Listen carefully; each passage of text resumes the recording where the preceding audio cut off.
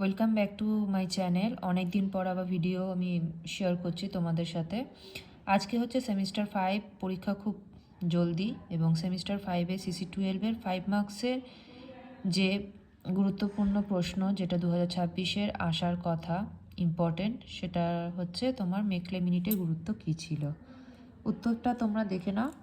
আমি এখানে যতটা সম্ভব খুব বেশি ছোট আনসার দিইনি, আমি একটু বড় করেই আনসারটা লিখেছি, যেখানে তোমরা পুরোটাই কভার করতে পারবে।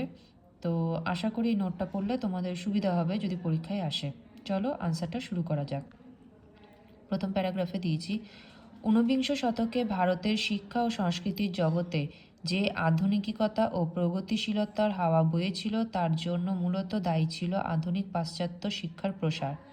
ভারতে ইংরেজি শিক্ষা গ্রহণের আগ্রহ ঊনবিংশ শতকের গোড়া থেকে দেখা গিয়েছিল। শিক্ষিত ইংরেজদের সংস্পর্শে এসে কিছু ভারতীয় ইংরেজি শিক্ষা ও সংস্কৃতিতে আকৃষ্ট হন। ফলে ইংরেজি শেখার জন্য কলকাতা ও সন্নিহিত অঞ্চলে স্কুল স্থাপন করা হয়। নেক্সট প্যারাগ্রাফ, 1823 সালে general committee of public instruction স্থাপিত হয়। ওই বছরই প্রথম সরকারি অনুদান বাবদ 1 লক্ষ টাকা শিক্ষা খাতে খরচ করার ব্যবস্থা করা হয়। ভারতে ইংরেজি শিক্ষা বিস্তারের ইতিহাসে এই ঘটনা ছিল খুবই গুরুত্বপূর্ণ। এই কমিটি স্থাপনের উদ্দেশ্য ছিল বাংলা প্রেসিডেন্সিতে শিক্ষার অবস্থা কেমন সে সম্পর্কে তথ্য সংগ্রহ করা এবং শিক্ষার মান উন্নয়নের জন্য কী কী করা উচিত তা সুপারিশ করা। 1823 সালে লর্ড আর্মহার্স্ট কলকাতায় সংস্কৃত কলেজ স্থাপন করেন। রামমোহন রায় এই নীতির তীব্র বিরোধিতা করেন। 1830 সালে খ্রিস্টান মিশনারি আলেকজান্ডার ডাফ কর্তৃক চার্চ অফ স্কটল্যান্ডের আনুকূল্যে জেনারেল অ্যাসেম্বলিজ ইনস্টিটিউশনে স্থাপিত হয়, যার বর্তমান নাম স্কটিশ চার্চ কলেজ। এই কমিটির সভাপতি ছিলেন মেকলে। 1835 সালে 2 ফেব্রুয়ারি তিনি গভর্নর জেনারেলের কাছে যে মিনিট পেশ করেন, মেকলে মিনিট নামে পরিচিত। তাতে তিনি স্পষ্টভাবে ভারতে পাশ্চাত্য শিক্ষার উপর জোর দেন।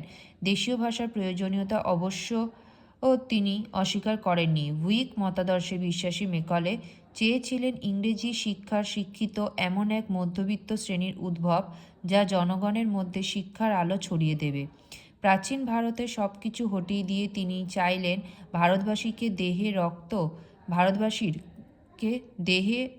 দেহের রক্ত আর গায়ের রং ছাড়া চলনে বলনে ভাবনা চিন্তায় রুচি মতামত আদর্শ ইত্যাদি সব দিক থেকে খাঁটি ইউরোপীয় মানুষে পরিণত করতে। এই সময় ভারতের গভর্নর জেনারেল ছিলেন লর্ড উইলিয়াম বেন্টিং। ভারতে কী ধরনের শিক্ষা ব্যবস্থা চালু করা উচিত সেই সম্পর্কে বেন্টিংয়ের নিজস্ব ধারণা ছিল। তিনি ঐক্যবদ্ধ ও নবজাগ্রত ভারতের কথা চিন্তা করেই ইংরেজি শিক্ষার কথা ভেবেছিলেন। তিনি ঘোষণা করেন, general education is my passion for the rejuvenation of India. আধুনিক ভারত গড়ে তোলার জন্য ইংরেজি ভাষা ও শিক্ষার প্রয়োজন সম্পর্কে তিনি ফিল্টারেশন থিওরি বা সমাজের উপরতলা থেকে নিচের তলায় শিক্ষা চুইয়ে পড়া নীতিতে আস্থাশীল ছিলেন। 1835 সালে 7 মার্চ যে শিক্ষানীতি ঘোষণা করা হয় তাতে স্পষ্ট ভাষায় বলা হয় যে এখান থেকে ইংরেজি শিক্ষা বিস্তারের জন্যই সরকারি টাকা খরচ করা হবে। পরে প্যারাগ্রাফ, 1835 সালে শিক্ষা নীতি ভারতে ইংরেজি শিক্ষা বিস্তারের ইতিহাসে একটি গুরুত্বপূর্ণ ঘটনা। এর ফলে প্রাচ্যবাদী ও পাশ্চাত্যবাদীদের মধ্যে যে বিতর্ক এবং বিবাদের চূড়ান্ত নিষ্পত্তি হয়। ভারতে ইংরেজি শিক্ষা বিস্তারের পথে আর কোনো বাধা রইল না। ইংরেজি শিক্ষার সঙ্গে সঙ্গে দেশীয় শিক্ষা সংমিশ্রণ করার প্রবণতা দেখা যায়। 1838 সালে অ্যাডাম শিক্ষা সম্পর্কে যে রিপোর্ট পেশ করেন তাতে দেশীয় শিক্ষা সম্পর্কে কয়েকটি সুস্পষ্ট প্রস্তাব দেওয়া হয়। এই রকম বোঝাপড়া সত্ত্বেও কিন্তু অকল্যান্ড ইংরেজি শিক্ষা বিস্তারের পক্ষেই ছিলেন। দেশীয় ভাষার জায়গায় তিনি ইংরেজি ভাষার ব্যবহারই বেশি পছন্দ করতেন। সুতরাং 1835 সালের মেকলে মিনিটের ফলে ভারতে পাশ্চাত্য শিক্ষার পথ সুগম হয়। তোমাদের যদি এই ভিডিওটি ভালো লাগে তাহলে চ্যানেলটিকে সাবস্ক্রাইব করে দিও এবং লাইক বাটনটি প্রেস করে দিও, এবং তোমাদের কি কি প্রশ্নের প্রয়োজন রয়েছে সেটা অবশ্যই কমেন্ট বক্সে জানিও। আমার পক্ষে যতটা সম্ভব আমি কিন্তু তোমাদেরকে দিয়ে সাহায্য করব। সবাই ভালো থেকো, ভালো করে পড়াশোনা করো।